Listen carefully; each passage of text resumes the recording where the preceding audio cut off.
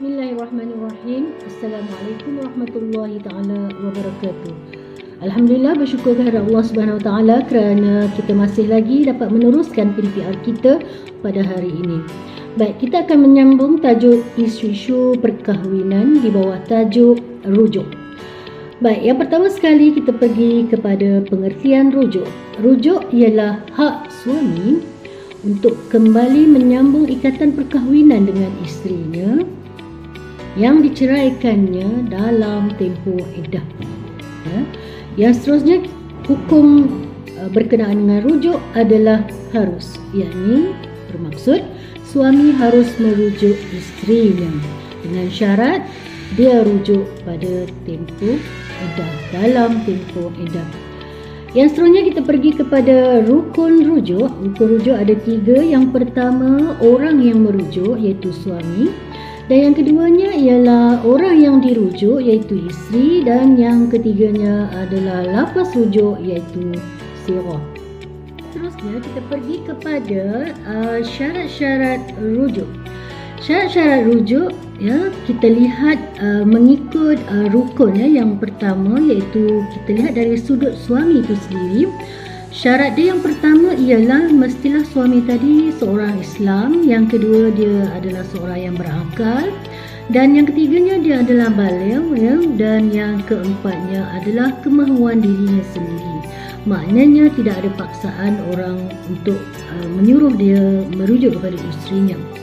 Okey, kemudian bagi sudut isteri pula, syarat buat isteri ialah yang pertamanya sama dengan suami tadi iaitu Islam, yang keduanya ialah si isteri tadi telah disetubuhi oleh suami, dan syarat yang ketiga ialah dia mestilah merujuk dalam tempoh iddah, dan syarat yang keempat ialah dia bukan diceraikan dengan talak 3, dan yang seterusnya, syarat yang seterusnya ialah si isteri tadi bukan diceraikan secara khulu ataupun fasakh.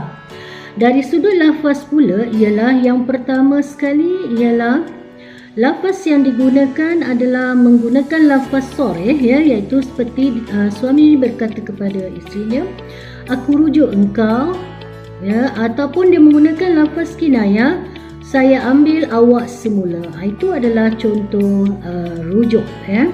Okey, syarat yang kedua pula ialah lafaz tadi tidak ditentukan masa, seperti aku rujuk engkau selama 3 bulan. Maknanya tak boleh ditentukan masa. Dan syarat yang ketiga ialah tidak bertaklid, yakni tidak diikat dengan mana-mana syarat tertentu. Seperti contoh, kata suami, aku rujuk engkau jika engkau bersetuju. Dan seterusnya ialah hukum mengadakan saksi semasa nak rujuk adalah sunat. Maknanya lebih baik adakan saksi semasa hendak merujuk isteri. Baik, yang seterusnya Ustazah ingin memaklumkan kepada anda semua bahawa ada beberapa isu berkenaan dengan rujuk ini. Yang pertamanya adalah berkaitan dengan adakah sah hukum rujuk sekiranya si isteri tidak bersetuju dengan rujuk si suami tadi. Baik, maka jawapannya ialah sah rujuk sekalipun si isteri tidak bersetuju. Dan persoalan yang kedua pula ialah persoalan tentang sekiranya suami isteri bersetubuh, cara merujuknya adalah dengan cara bersetubuh. Adakah sah rujuk tersebut? Okey, ada perselisihan pendapat berlaku di sini, iaitu menurut mazhab Syafi'i, sekiranya rujuk tadi berlaku dengan persetubuhan maka tidak sah, sebab menurut Imam Syafi'i rujuk mestilah menggunakan lafaz dan persetubuhan itu tidak dikira sebagai rujuk. Namun begitu, menurut mazhab Hanafi mengatakan bahawa sah rujuk sekiranya bersetubuh. Baiklah, yang seterusnya kita pergi kepada hikmah rujuk. Baik, hikmah rujuk yang pertama ialah dapat memberi peluang kepada suami untuk kembali semula kepada isterinya yang telah diceraikannya tadi. Yang keduanya pula ialah dapat mengelakkan daripada berlakunya keruntuhan rumah tangga.